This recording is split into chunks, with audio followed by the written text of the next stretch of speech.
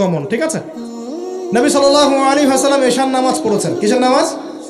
এশার নামাজ পড়ে কাবা ঘরের পাশে হাতিম আছে, কাবার হাতিম, হাতিমের উপর তিনি শুয়ে আছেন ডান কাত হয়ে। ডান কাতে শোয়া সুন্নত। ডান কাতে শুয়ে আছেন, তন্দ্রা ভাব, পরিপূর্ণ ঘুম আসে নাই। নবীদের কিন্তু ঘুম নাই। নবীদের ঘুমটাও কিন্তু, নবীদের ঘুমের মধ্যে যা আসে আল্লাহর পক্ষ থেকে সেটা ওহী। নবীদের দেহ ঘুমায়, অন্তর কিন্তু ঘুমায় না, মনে রাখবেন। নবীদের কি ঘুমায় না? কলব, অন্তর কিন্তু ঘুমায় না, মনে রাখবেন। এবার তিনি শুয়ে আছেন, হঠাৎ দুইজন ফেরেশতা আসলেন। কয়জন ভাই? একজন জিবরাইল আলাইহিস সালাম, একজন মিকাইল আলাইহিস সালাম। এসে নবী সাল্লাল্লাহু আলাইহি ওয়াসাল্লামকে আস্তে করে জাগিয়ে দিলেন। জাগিয়ে নবী সাল্লাল্লাহু আলাইহি ওয়াসাল্লামকে হাত ধরে নিয়ে যাচ্ছেন। কোথায়? পাশেই জমজম কূপের পাশে। পাশে জমজম কূপ আছে, দেখেছিলেন না? যারা হজ উমরা করে আসছেন হয়তো দেখতে পারবেন। এই জামজাম আগের মতো তো আর নাই, একটা আইডিয়া পাবেন আর কি। জামজাম কূপের পাশে নিয়ে গিয়ে নবী সাল্লাল্লাহু আলাইহি ওয়াসাল্লামকে আবার আস্তে করে শুয়ে দেওয়া হয়। এই যে পুরো ঘটনাগুলো ঘটে যাচ্ছে না, এগুলো কিন্তু মুহূর্তে ঘটে যাচ্ছে। মানে এই পুরো বিশাল ঘটনা ঘটে যাওয়ার পর দেখা যাবে ওই অজুর পানি কেবল গড়িয়ে গড়িয়ে যাচ্ছে, এখনো শেষ হয় না। মানে সময় কে নিয়ন্ত্রণ করে? পৃথিবীর সময়ের ফ্রেম আর আল্লাহ পাকের টাইম ফ্রেম এক নয়। আল্লাহ পাকের টাইম ফ্রেম টোটালি ডিফারেন্ট, আমাদের টাইম ফ্রেম আলাদা, মনে থাকবে। এখানে কিন্তু অনেক নাস্তিক অনেক প্রশ্ন করতে পারে। এবার শুয়ে দেওয়ার পর নবী সাল্লাল্লাহু আলাইহি ওয়াসাল্লামের বুকটাকে একদম এই গলার নিচ থেকে নিয়ে যেখানে লোম উঠে নাভি, এই নাভি পর্যন্ত চিরে দেওয়া হয়েছে, জীবিত অবস্থাতেই, জীবিত অবস্থাতেই। এবার তার হার্ট, কলিজাটাকে বের করা হয়েছে। এই প্রথম ওপেন হার্ট সার্জারি নাম শুনেছেন কিনা? যে ওপেন হার্ট সার্জারি হচ্ছে। এবার এই কলিজাটাকে প্রথমে জমজমের পানি দিয়ে ধোয়া হয়েছে। কিসের পানি? জমজমের পানির মধ্যে শেফা আছে।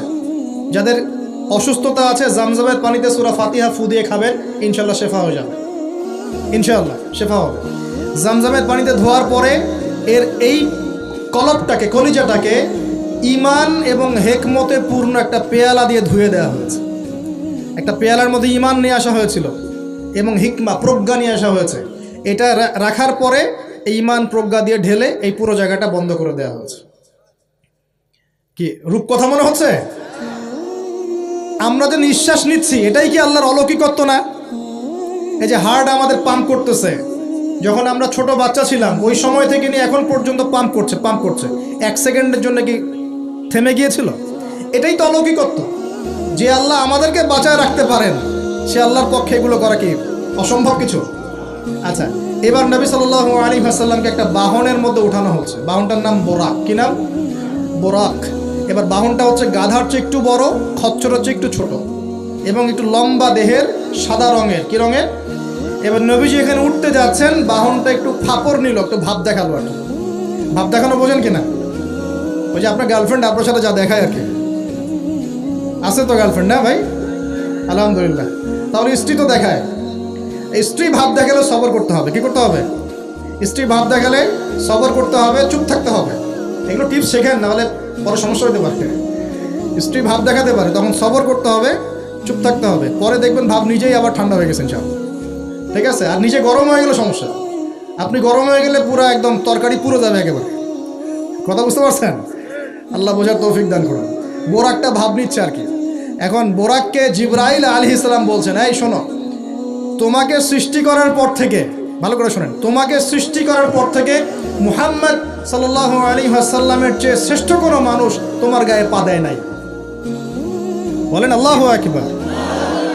বলেন আল্লাহুম্মা সাল্লি আলা মুহাম্মদ, আল্লাহুম্মা বারিক আলা মুহাম্মদ। তোমাকে সৃষ্টি করার পর থেকে মুহাম্মাদের চেয়ে সাল্লাল্লাহু আলাইহি ওয়াসাল্লাম শ্রেষ্ঠ কোনো মানুষ তোমার পিঠে ওঠে নাই। সুবহানাল্লাহ। জান্নাত থেকেই বাহনটা নিয়ে আসা হয়েছে। কোত্থেকে? জান্নাত থেকে। এবার তিনি বোরাকে উঠলেন। বোরাক, ও আচ্ছা, বোরাক এই কথা শুনে কি করলো? বোরাক এই কথা শুনে ভাব তো চলে গেলই গেল, ও ঘামা শুরু করেছে, ঘামা শুরু করেছে, ঘামতে শুরু করেছে। অনেক সময় হয় না যে বড় কোনো ব্যক্তির সামনে গিয়ে মানে থরথর করে কাঁপা শুরু করেছে, ও ঘামা শুরু করেছে। এবার নবী সাল্লাল্লাহু আলাইহি ওয়াসাল্লাম উঠে বসলেন, বিসমিল্লাহ। এবার চলছে। কোথার দিক, কোন উদ্দেশ্যে চলছে? ওই যে জেরুজালেম, নাম শুনেছেন কি না? এবার ওই দিকে ছুটলো বোরাক। কিভাবে ছুটলো? নবীজি বলছেন সাল্লাল্লাহু আলাইহি ওয়াসাল্লাম, আমাদের চোখের সীমা যতদূর পর্যন্ত যায় বোরাকের একটা পাই ততদূর পর্যন্ত যাচ্ছে। কখনো সূর্যাস্ত দেখেন নাই? কতদূর পর্যন্ত তাকানো যায়, ওই যে সূর্য ডুবছে অতদূর পর্যন্ত বোরাকের একটা পা চলে যাচ্ছে। নিঃসন্দেহে আলোর বেগের চেয়ে বেশি বেগে যাচ্ছে সে। যদি যারা ফিজিক্স পড়ছেন, এই যে অ্যাস্ট্রোনমি নিয়ে পড়াশোনা করছেন, আপনারা তো জানেন আলোর বেগের চাইতেও যদি দ্রুতগামী কোনো বাহন আবিষ্কার করা যায় তাহলে সময়ের চেয়ে বেশি দূরে যাওয়া যাবে না? যাওয়া যাবে। বোরাকের গতি নিঃসন্দেহে আলোর গতির চেয়ে বেশি ছিল।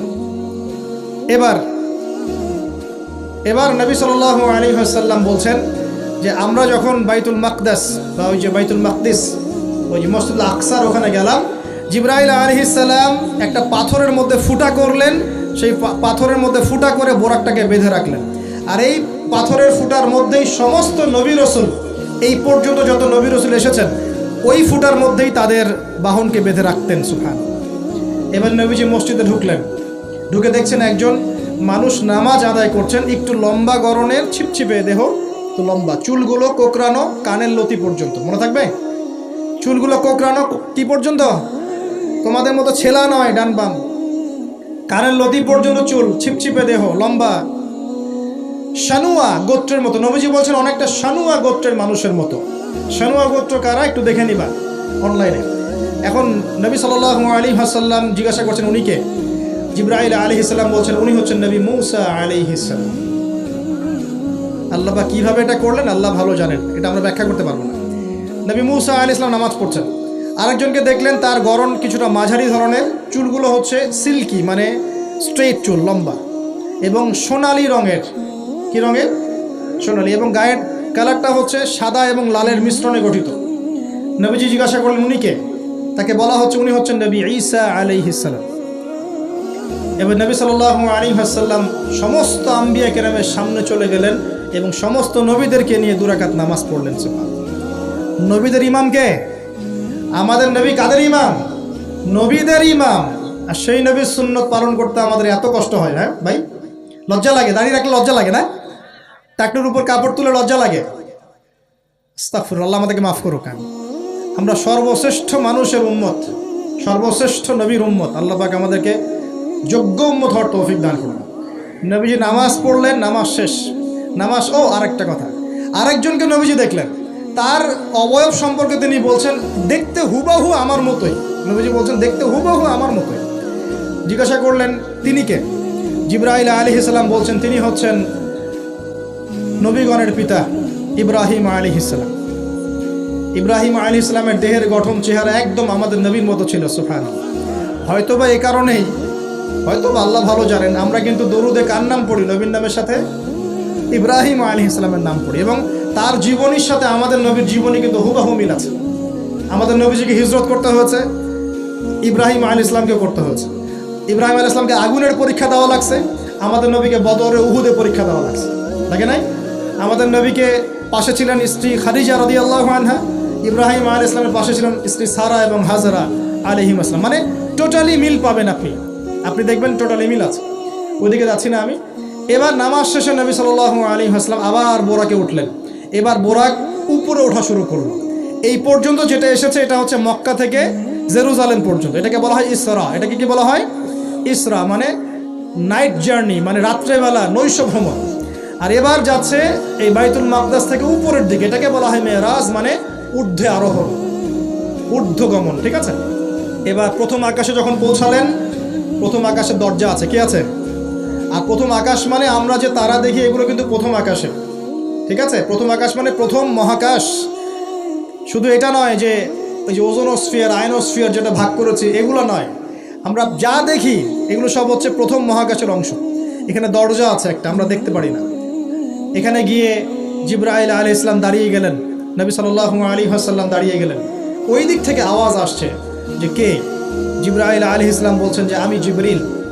আপনার সাথে কে? বলা হচ্ছে আমার সাথে হচ্ছে বিশ্বনবী মুহাম্মদ রাসূলুল্লাহ সাল্লাল্লাহু আলাইহি ওয়াসাল্লাম। আপনাকে কি পাঠানো হয়েছিল তাকে আনার জন্যে? তিনি বলছেন হ্যাঁ। তিনি বলেছেন হ্যাঁ, বাস হ্যাঁ, কারণ তিনি সাদিকুল আমিন।